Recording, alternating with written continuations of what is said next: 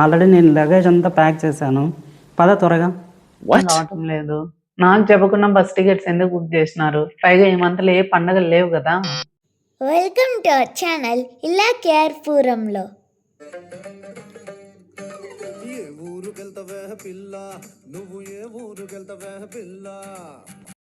ఏంటి నువ్వు ఇంకా ఇక్కడే కూర్చున్నావా? ఒక పక్క అక్కడ బస్సు టైం అయిపోతుంది ఊరు వెళ్ళడానికి. ఆల్రెడీ నేను లగేజ్ అంతా ప్యాక్ చేశాను.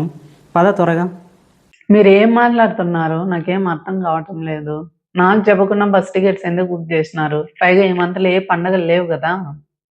నెమ్మదిగా అన్నీ అర్థమవుతాయి కానీ అరే నీకు తెలీదా? మన పక్కింటి పుల్లారావు చెప్తే కానీ నాకు కూడా గుర్తు రాలేదు. ఆషాఢ మాసం ఆల్రెడీ స్టార్ట్ అయిపోయిందంట, తెలుసా? పెద్ద సమస్య వచ్చి పడిందే. అవునా? అది ఆల్రెడీ నాకు తెలుసు. అయితే ఇప్పుడు ఏంటంట? అంటే అది ఆషాఢ మాసంలో భార్యని వాళ్ళ పుట్టింటికి పంపాలంట. అందుకే ఏ మాత్రం ఆలస్యం చేయకుండా బస్సు బుక్ చేసేసా. ఏం మాట్లాడుతున్నావురా? అయ్యో, మీ తెలివి తెల్లారినట్టే ఉంది. ఆ రూల్ కొత్తగా పెళ్ళైన వాళ్ళకి మాత్రమే అని ఆ పుల్లారావు మీకు చెప్పలేదా? అయిందా? బాగైందా? అదేం లేదే, ఆయన కూడా ఆల్రెడీ వాళ్ళ భార్యని పుట్టింటికి పంపించేసినాడంట.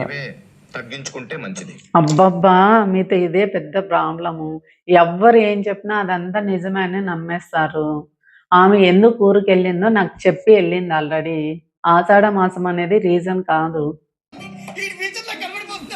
సరే, వేరే వాళ్ళ గొడవ మనకెందుకు వదిలేయి.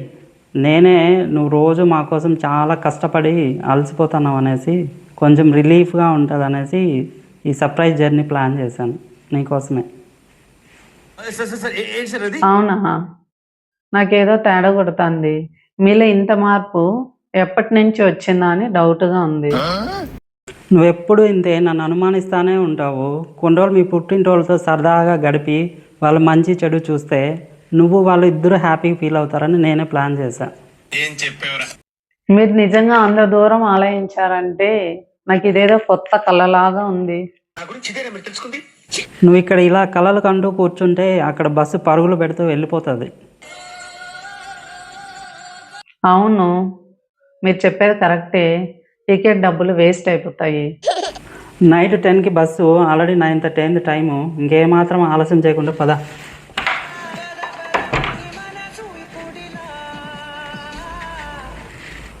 సరే బావా, ఇల్లు జాగ్రత్త, ఏశాంతం కొంచెం చూసుకో. అవన్నీ నాకు తెలీదా ఏంటి? నువ్వు మాత్రం మా గురించి ఏం బెంగ పెట్టుకోకుండా హ్యాపీగా వెళ్ళిరా. సరే, బాయ్ బాయ్.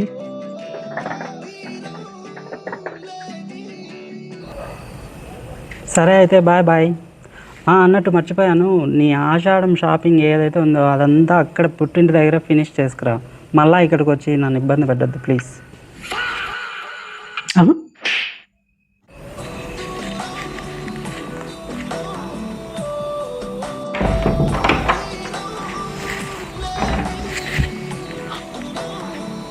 చూసారా సార్ ఈ డబుల్ యాక్షన్? అమ్మయ్యా, ఈసారి ఆషాఢ మాసం ఖర్చులన్నీ సేవ్ చేసేసినాం. ఇంకంతా మనదే రాజ్యం ఈ నెల రోజులు.